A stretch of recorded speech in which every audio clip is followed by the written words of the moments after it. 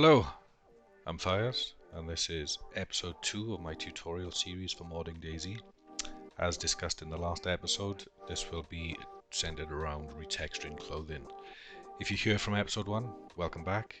If you're new here, welcome to my channel. Okay, so let's get on with this. First of all, we're going to talk about the files and how to structure your mod. In the last episode we talked about your P drive, and this should be where you will be creating your mods. Your P drive is essentially a game drive. Setting up mods in here allows you to set file paths and image paths without needing to specify your drive location. But why is this important, I hear you ask? Well, if you store your mod files outside of your P drive, let's say on your desktop, when you come to pack the mod, you'll receive missing file errors and it'll just cause confusion. Best bet, start in your P drive, finish in your P drive, you're good to go. So let's look at how DayZ, the game, structures its mods. So we're going to open up DayZ Tools. If you haven't set your P drive to mount on startup in your settings, like we went through in the last episode, click on Tools and just click Mount Drive P here. You'll go through, select yes, and then the files will be ready to go. So let's take a look at the DayZ files themselves. So most image textures are dealt with in the DZ folder. If you look in here, we'll go to characters and we'll take a look in tops. This is how the game sets itself up throughout.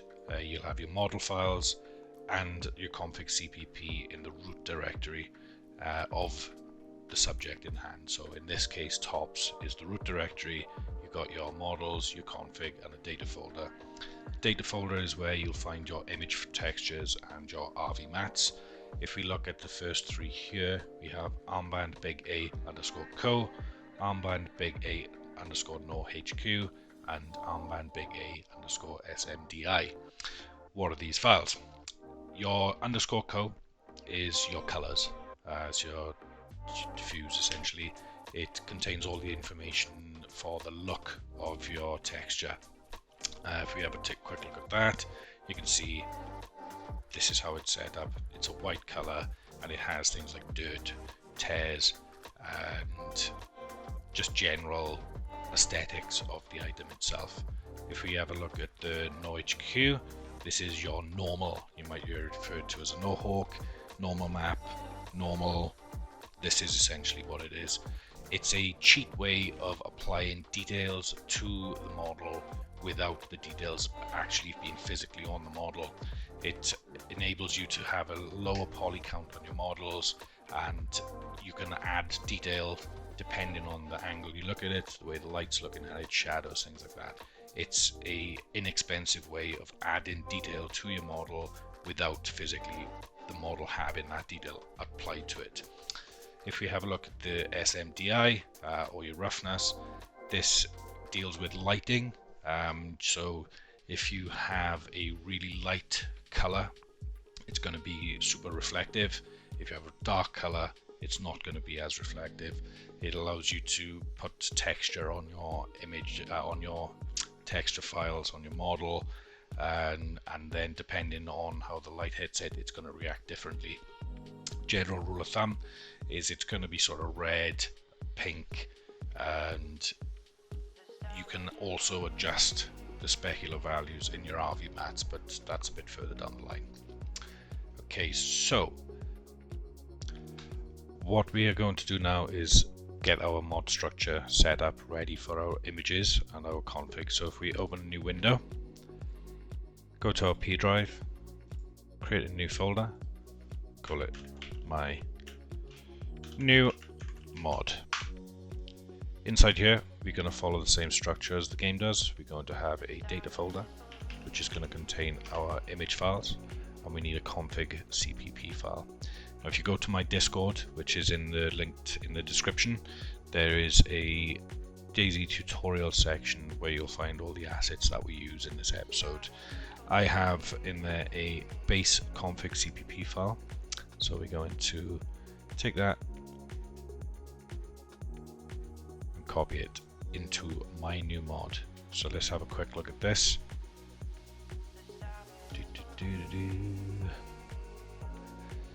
And this is essentially it.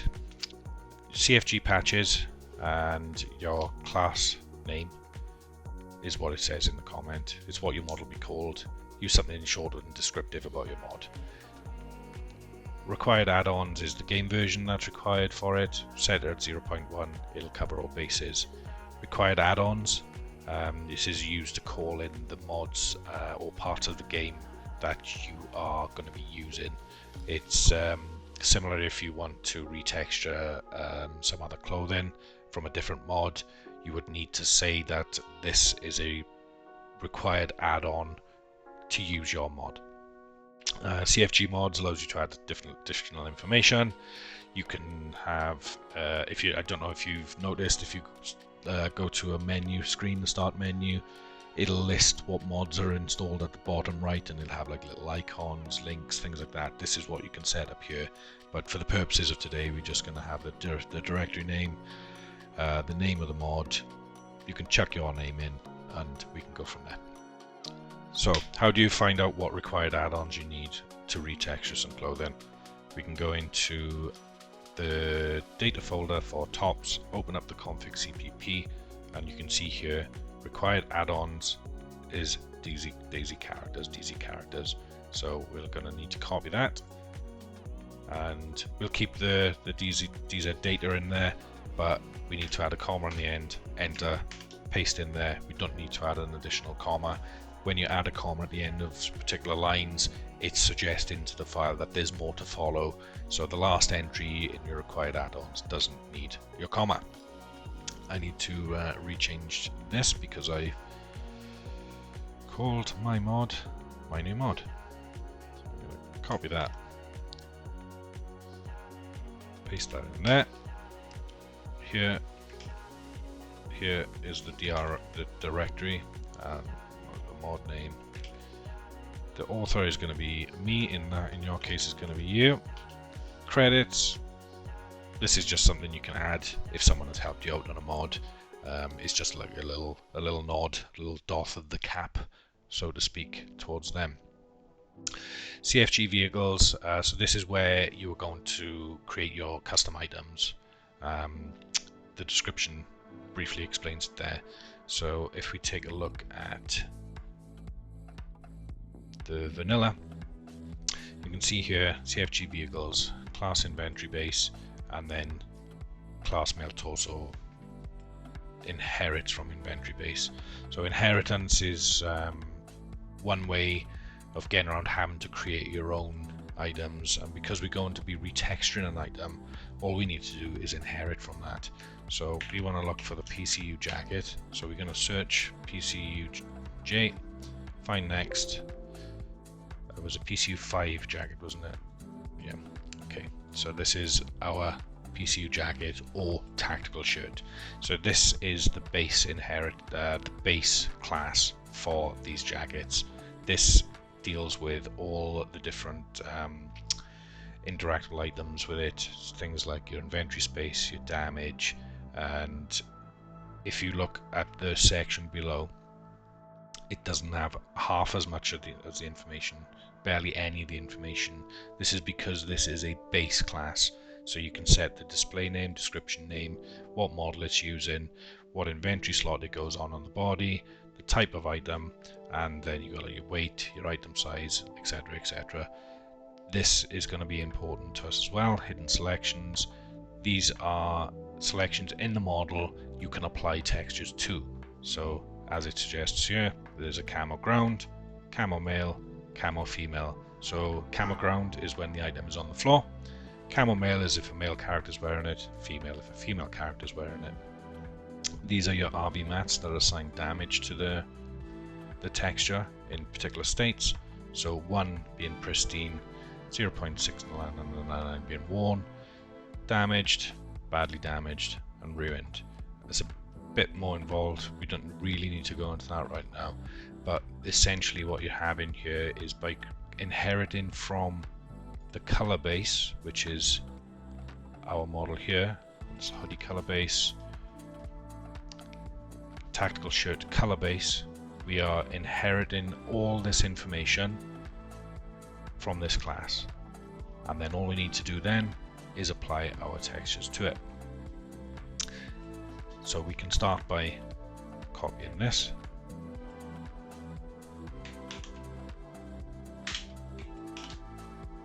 And there we go. We have the makings of our tactical shirt. Now, because we are inheriting from another class, we need to call that class first. And this is the class we're inheriting from. So drop that down the line, type in class, and the item we're inheriting from, followed by a semicolon, not a P.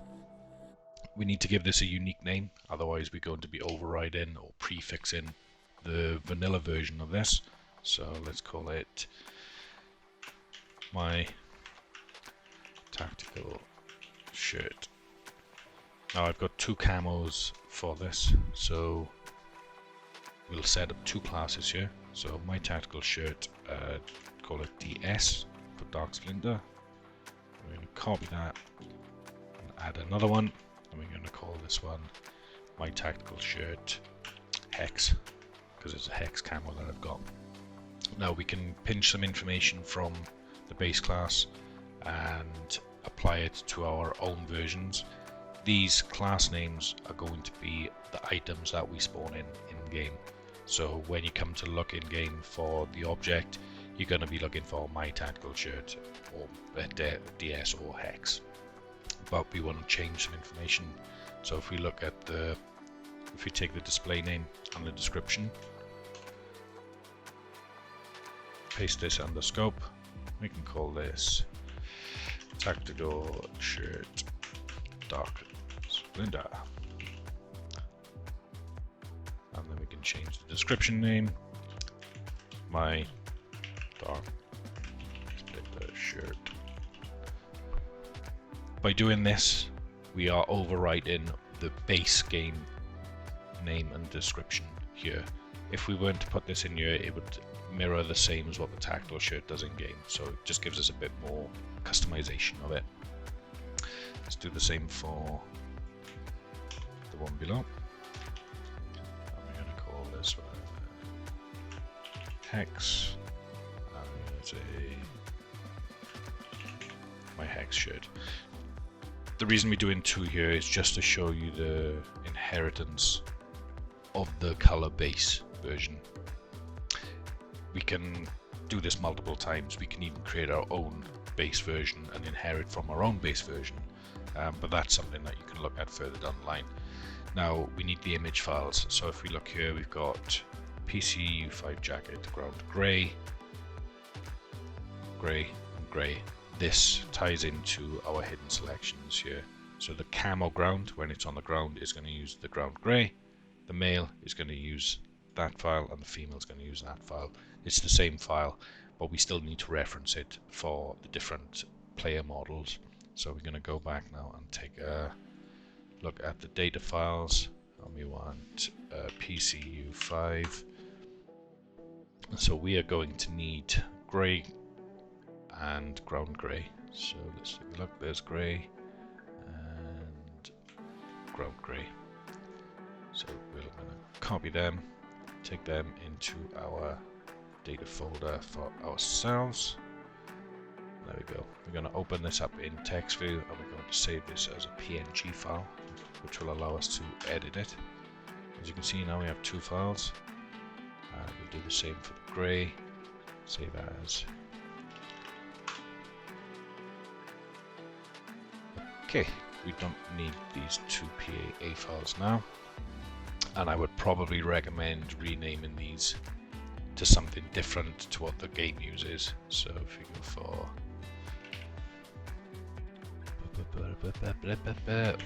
my jacket gray coat and my jacket ground gray. Cool. I'm going to be using Photoshop to do this. I want you to have something that looks nice, but we're not going to go into crazy details with it because we'll be here all day. Okay, so we're going to open this with Photoshop. If you want to use GIMP or anything else, then that's entirely up to you. Like I said, these are the two camos that we're going to be using, camos that I created in Photoshop. So I'm allowing you to use these for the purposes of this tutorial. This is your dark splinter and this is your hex. Now we could just simply select all of this, copy it and paste it over our image. This will work, but we don't want it to look too shabby. So we're going to make it smaller, and we are going to duplicate this.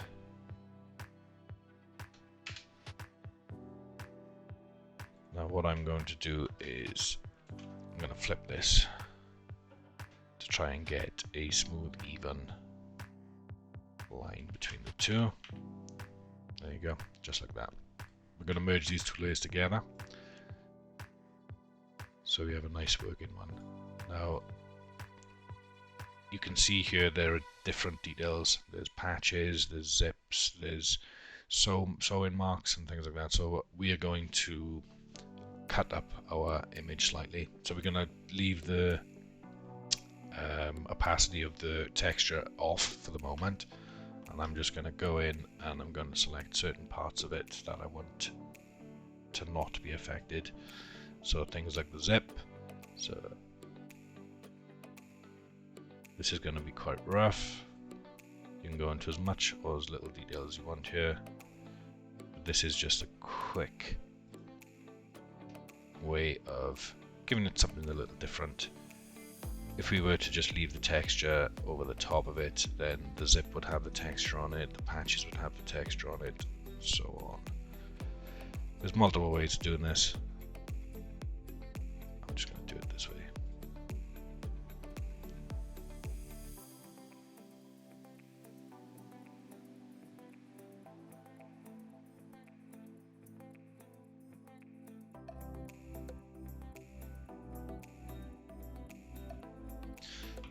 Okay, so that's the first selection. Let's go in and hold on Shift to add to our selection, and then we can add the rest of this zip in.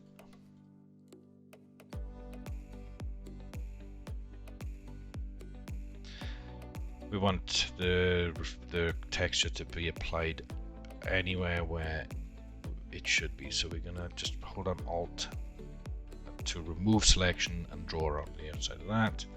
Come over to this zip, hold on Shift, and now we can just add this selection to our selection. And again, hold on Alt, and we're going to remove the inside of the zip. We are going to put a nice little patch on this, so I'm going to hold on Shift, and we are going to select this patch area.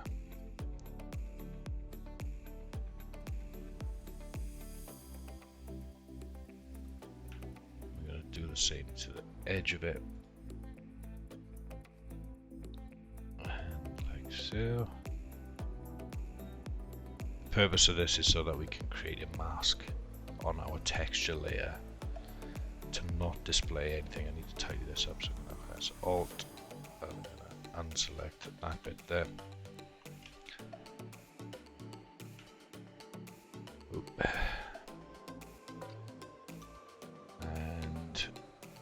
We are just going to remove these bits off the back.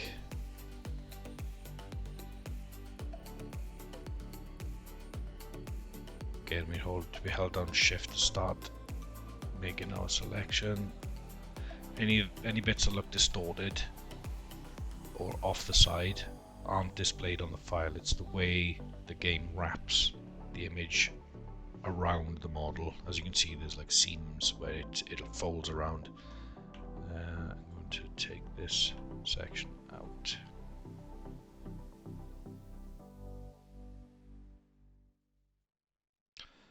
So we're basically just creating shoulder blade sections where the texture will not be displayed when we apply our mask to it. You don't need to worry about detail too much in this, because as discussed previously, our normal map will apply to additional texture in layers to the top of it. Okay, so that's that bit done. I think that'll do for now. And what we're going to do is we're going to create a new layer, fill this layer with black, and that's going to be our mask, so we can get rid of that. Now if we turn on our texture layer, we can apply that overlay over it, and we don't want the zip or these back panels to have the texture applied, so we're going to control click on the thumbnail for our mask layer, and then on our texture layer we're going to hit mask. So you can see here that it's only showing what is colored in white, and it's not showing what's colored in black. We want the reverse of this, so we're going to click on the layer mask here, and we're going to invert it. So you can see now that it's not applied on the zip, it's not applied on the zip handles there and there, and it's not applied on the patch or the back that we did. I'm not going to go into immense detail because we'll be here all day, and this isn't a Photoshop tutorial, this is retexturing tutorial. So we're going to save this as, save a copy into the folder that we want a PNG. So this is going to be my jacket, and we're going to say DS co, my jacket dark splinter co. Get rid of this, just copy, and that's number one. We're going to go to this texture next, and it'll look different on my screen because I have the non-destructive version. So we're going to merge, visible, select all, copy, paste that, resize it,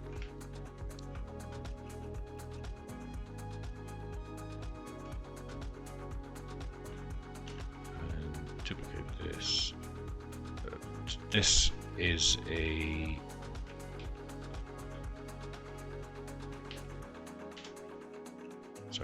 a seamless texture, but for the purposes of this we're just going to do that. Merge our two layers together. So we're going to control click on the layer mask of the other texture, and then we're going to apply a mask to that again. And as you can see, it's not displaying on the places that we don't want it to display. We're going to go for an overlay, and we're going to save this as PNG again, and we're going to call it my jacket hex underscore co PNG. Job done. We need to open up the ground version. Open with Photoshop. Now we're not going to worry too much about the ground version. You can go into more detail with this further down the line, but we're going to copy our texture, apply it over there, resize it,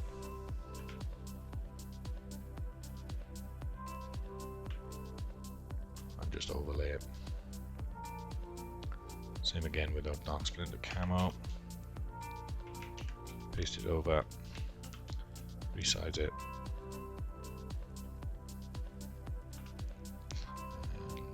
overlay. So this is going to be our ground dark splinter, so save a copy, and we want my jacket ground DS underscore co. This one is going to be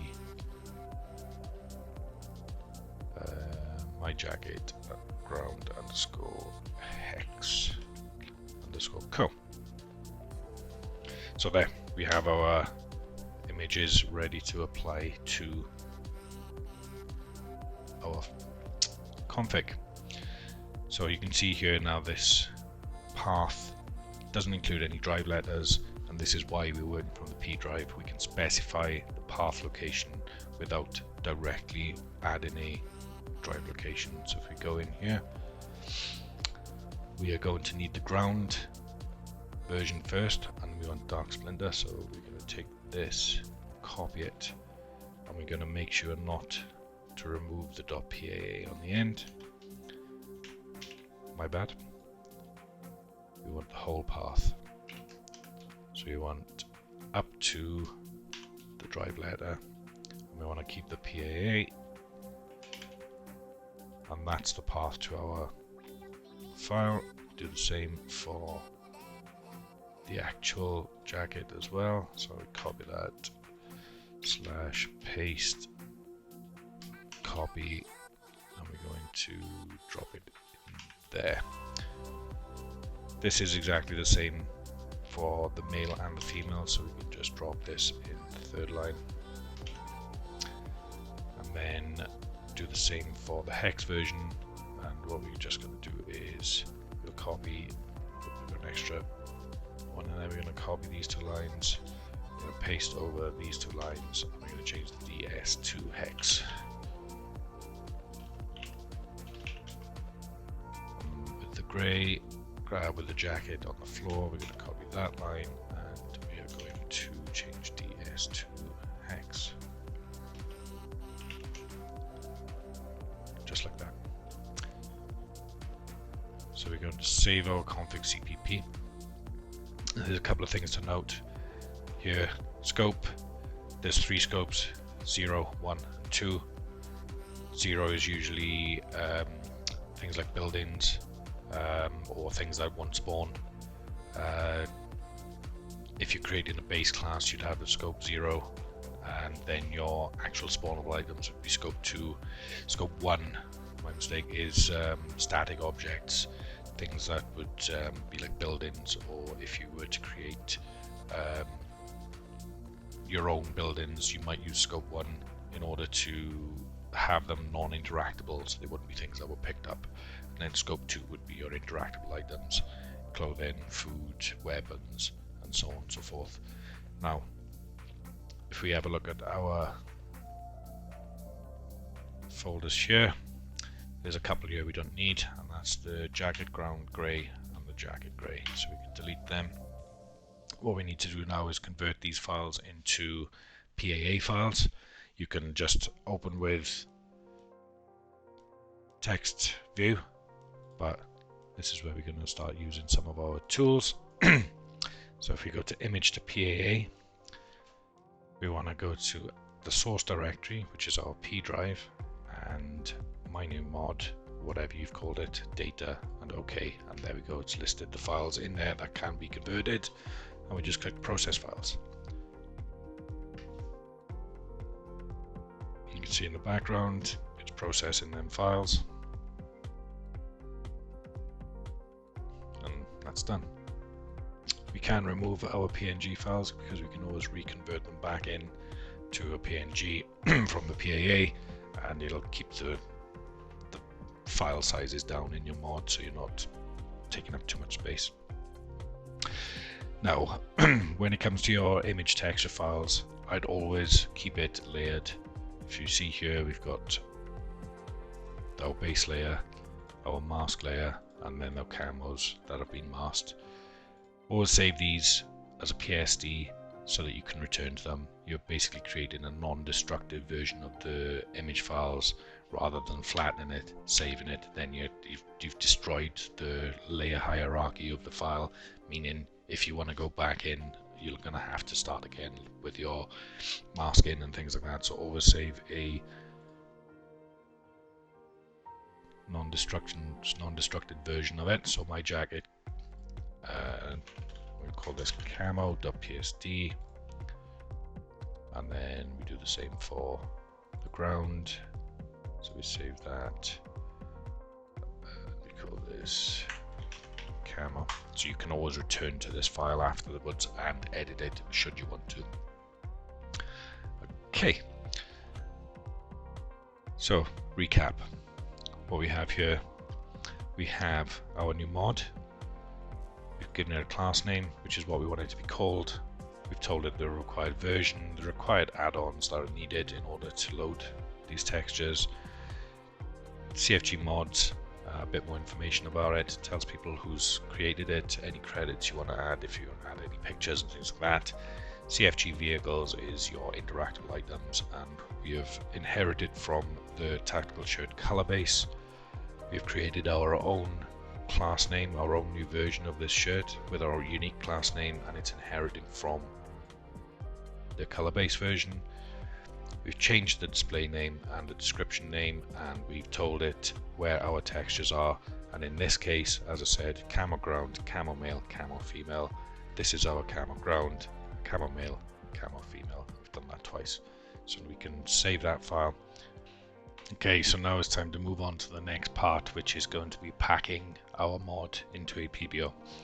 First thing we need to do is create a key for ourselves. If you haven't done this already, you need to go to DS Utils, and you'll have an option under Options, Private Key N. This will create a new key. So click on that. You'll get your create key window. Give it a name.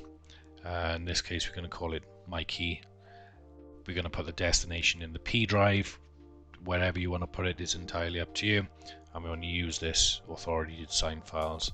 I've already done this, so I'm going to get a it already exists message, but you should get this, which is to basically protect your private key. What does that mean? I'll show you now. So that's created. If we look in our keys folder, we can now see that we have multiple files. We have the by key, the private key, and my text, my key.txt. The mykey.txt contains information about your key. This is the sort of thing you need to keep private, so you don't want to be packing that with your mod, but the key is created, so we can move on from there. Next thing we want to do is open add-on builder. You can use Micro, Micro, MicRO tools. It's entirely up to you. All we need to do is we need to go to our add-on source. In this case, it's going to be our P drive and whatever you call your mod. Click OK. We need to set the destination for the PBO to be packed. Like I said earlier, I've got mine on my P drive in a PBO folder, so I'm going to go there. Now, I don't have a folder set up for this mod, so I'm going to create a new folder, and I'm going to call it @my new mod. And inside there, we are going to create another folder called add-ons. This is general mod structure, and we want it to be stored in the add-ons folder, so we're going to click OK for that. Now we want to assign the output file, but as you can see it's grayed out, so if you go into your options, you need to put the path to your private key.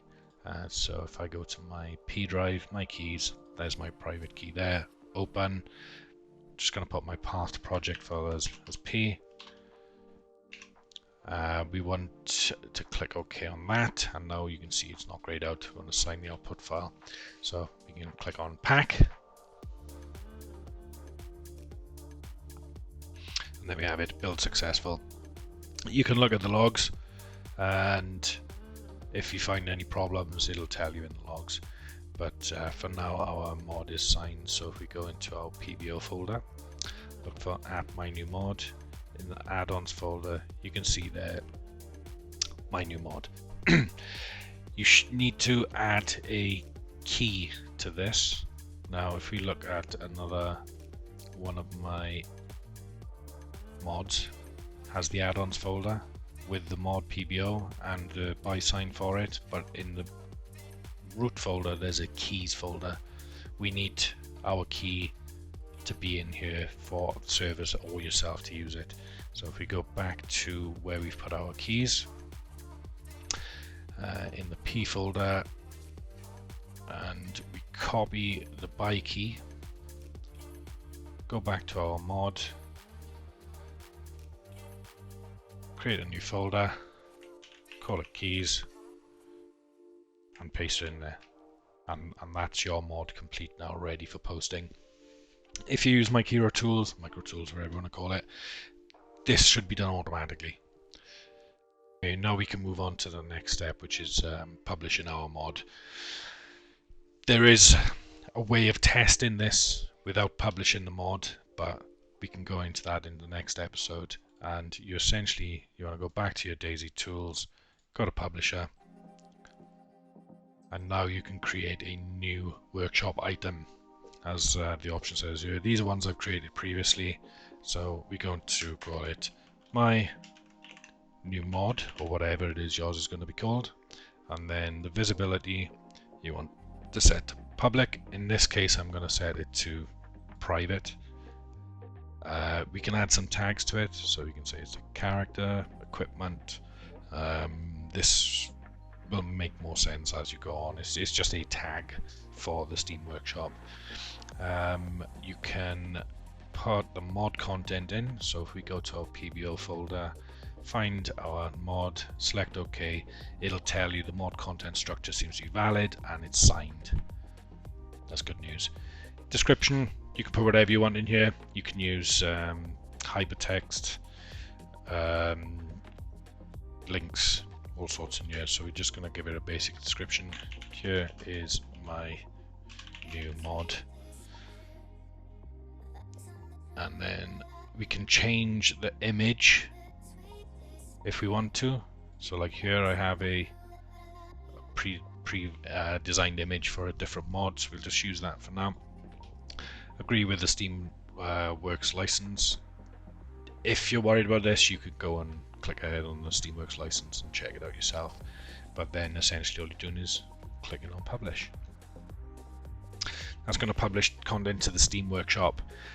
I would recommend doing this twice. Sometimes their information gets uploaded, but when you try to use it, not all the information's there. But if we go to our workshop page, because this is private, it says hidden for me, but if yours is public, it won't say this. Steam will always check the mod for harmful content, etc, etc. It usually takes a couple of minutes to sort out, but don't need to worry about that for the moment. I'm going to click on subscribe. It's going to start downloading. Now if I go to my launcher, I can have a look at the mods and search for my new mod and open folder in Windows Explorer. We can now inspect it and check out the meta CPP. So you can see here the published ID is 0. Now this is why I said you sometimes need to have to upload it twice, and we'll look into that now. But if you look at a meta CPP for another mod I've created, it has a published ID. So we're going to republish it.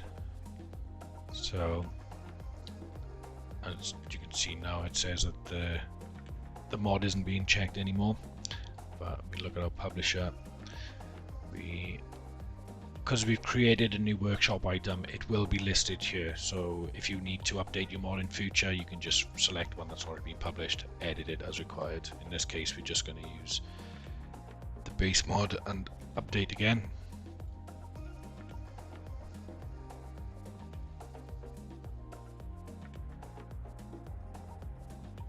That's all done there. Now if we look at our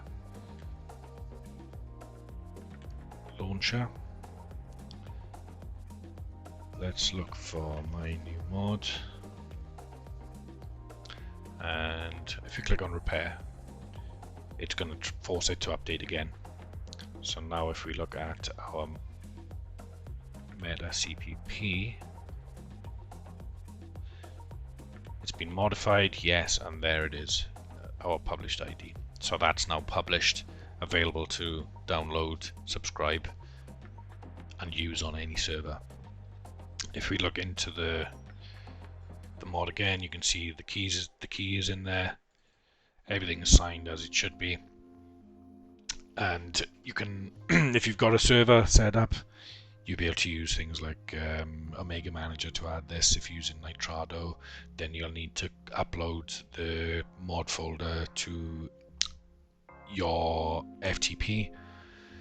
But we need to test this. Now, in order to test this, we're going to have to set up a local server. This has gone on for long enough. We're going to go in the next episode. It won't take too long, but we'll crack onto it. I hope you enjoyed this video. I hope it helped you in some way. Hopefully you'll be able to use the assets that are provided in my Discord. All links are in description. Thumbs up, like, subscribe, all that crap. Till next time, peace out.